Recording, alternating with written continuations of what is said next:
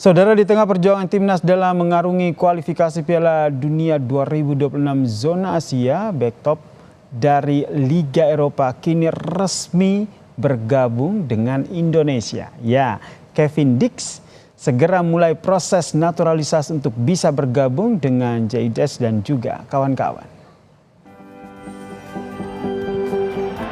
Inilah Kevin Dix.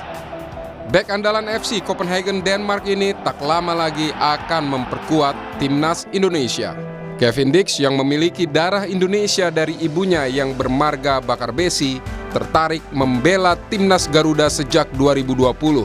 Namun PSSI kala itu khawatir terganjal aturan FIFA karena Kevin Dix sudah pernah membela timnas Belanda U21. Kini mimpi Kevin Dix untuk membela tanah air ibunya mulai terwujud. Ketua Umum PSSI Erick Thohir mengungkapkan Kevin Dix resmi bergabung dengan Indonesia dan segera menjalani proses naturalisasi. Diharapkan proses naturalisasi bisa cepat dan Kevin Dix bisa bermain untuk timnas di bulan November. Kemarin kalau udah salaman berarti kan udah fix lah, tinggal prosesnya.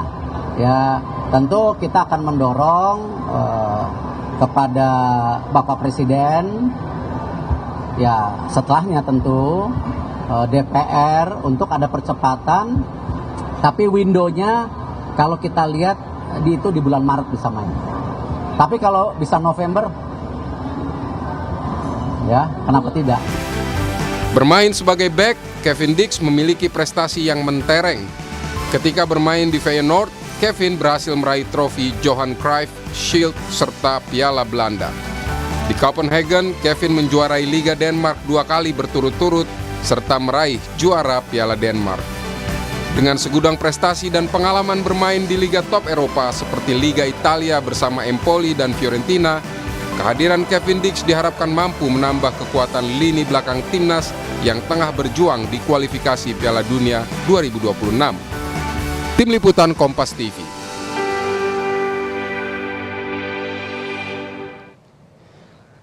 Dan dengan hadirnya Kevin Dix, bagaimana nanti perkiraan formasi timnas Indonesia di lanjutan kualifikasi Piala Dunia 2026?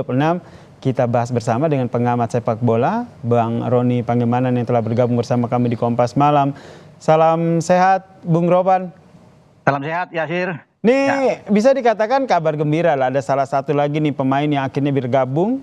Kevin Dix ini segera proses naturalisasi, kemudian tadi kita dengar kata Erick Thohir sudah resmi begitu. Anda melihatnya bagaimana nih nanti peta kekuatan timnas setelah bergabungnya Kevin Dix ini?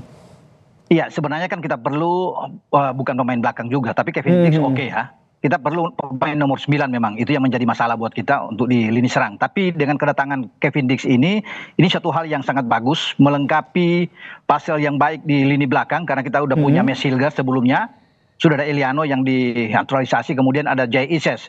Jadi ketika STY bermain dengan pola dia, 3-4-3, dan Kevin Dix itu bermain di 3 belakang, boleh bisa dikatakan bahwa ini sangat kuat, ya. Karena ada Mesilgas, Kevin Dix, dan juga dengan JIS. Kita memang punya Rido, kita punya Yasin Hapner dan Jordi Amat. Tetapi kualitas Kevin Dix ini oke. Kalau bisa dikatakan grade A+. Karena dia kan pada musim yang lalu mampu mengalahkan bersama dengan Copenhagen, mengalahkan MU di pentas Liga Champions. Dan mereka bisa lolos ke fase gugur. Jadi ini pemain yang luar biasa. Dan kelebihan dia memang dia bisa bermain di 3 posisi berbeda. Itu yang disukai oleh STY. Selain bermain di bek tengah, dia bisa digeser bermain di kanan. Jadi kalau Sandy Walsh mengalami cedera ringan, bisa dioptimalkan atau dia bermain di kiri, bermain di kanan ya, untuk November misalnya. Atau Asnawi tidak bisa bermain, jadi bisa di kanan. Berarti Kevin Dix ini tidak hanya untuk memperkuat lini belakang begitu? Gelandang bertahan juga dia oke, masih bisa dimainkan.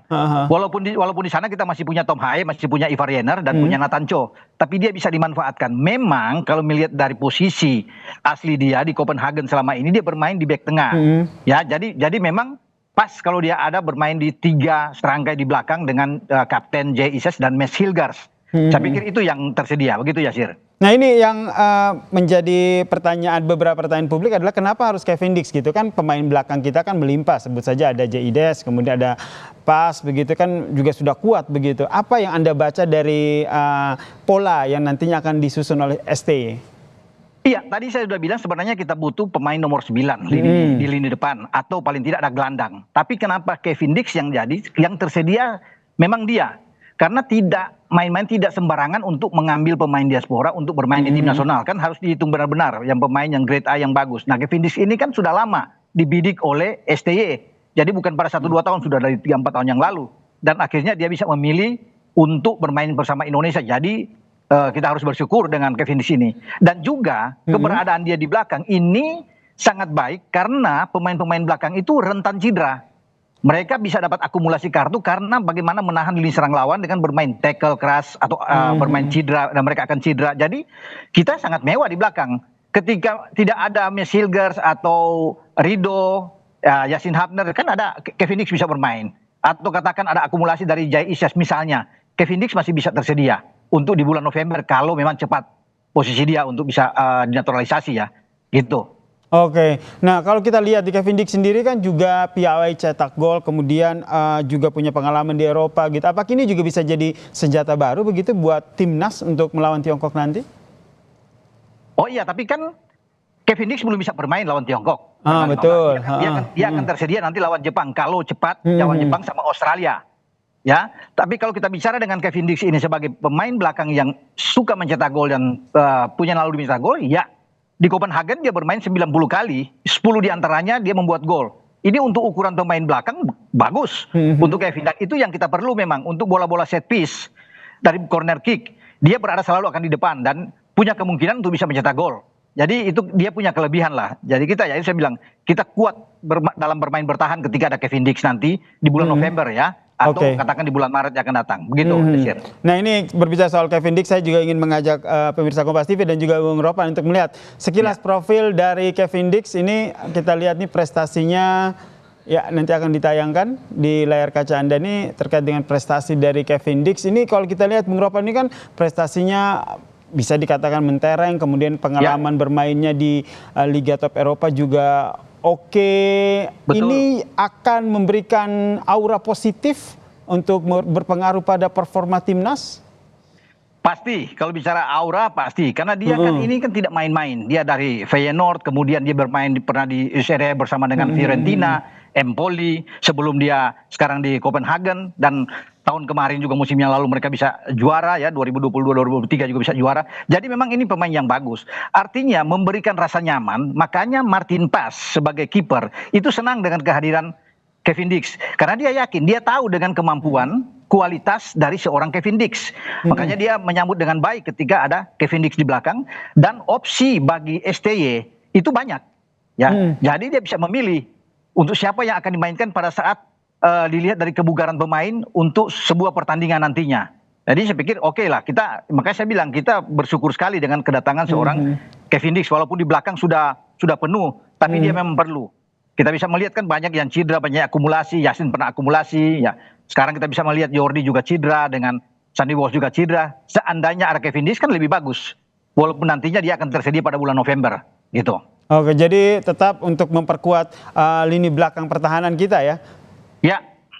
Nah, saya kira bagus ya. Terus gimana? Oke, akan memperkuat lini belakang kita. Kemudian nanti dalam pola formasi nanti mungkin masih bulan November begitu seperti kata Anda. Nanti akan seperti apa nih Kevin Dix ini dimainkan atau diturunkan di timnas nanti? Iya, saya kira kita akan menghadapi Jepang duluan tanggal 15 sebelum lawan Arab Saudi. Dan pelatih Jepang, Hajime Moriyasu, itu tahu dengan keberadaan seorang Kevin Dix. Dia memahami sekali bahwa pertahanan Indonesia akan lebih tangguh, lebih kuat setelah Hilgers juga datang. Sehingga kalau bicara dengan pola apa, strategi apa, STY akan memainkan dengan 3-4-3 ya untuk bermain di belakang dengan 3 yang saya bilang tadi. Ada Hilgers, ada Jai Isyets, dan juga ada dengan Kevin Dix itu. Kalau Yasin Hapner dimainkan misalnya atau Rido dimainkan, bisa aja bergeser ke kanan karena dia memang bisa juga bermain di kanan di posisinya Sandy Walsh di bek kanan. Jadi memang ini oke kalau bisa bermain dengan polanya STY, karena STY juga kan bisa itu fleksibel bermain dan 3-4-3 akan ketika ditekan kita akan jadi 5 pemain di belakang. Verdong akan turun dari sisi kiri dan juga kalau Kevin Dix ada di kanan dia akan ikut membantu untuk menjadi 5 pemain ketika kita ditekan sebelum kita melakukan transisi permainan gitu.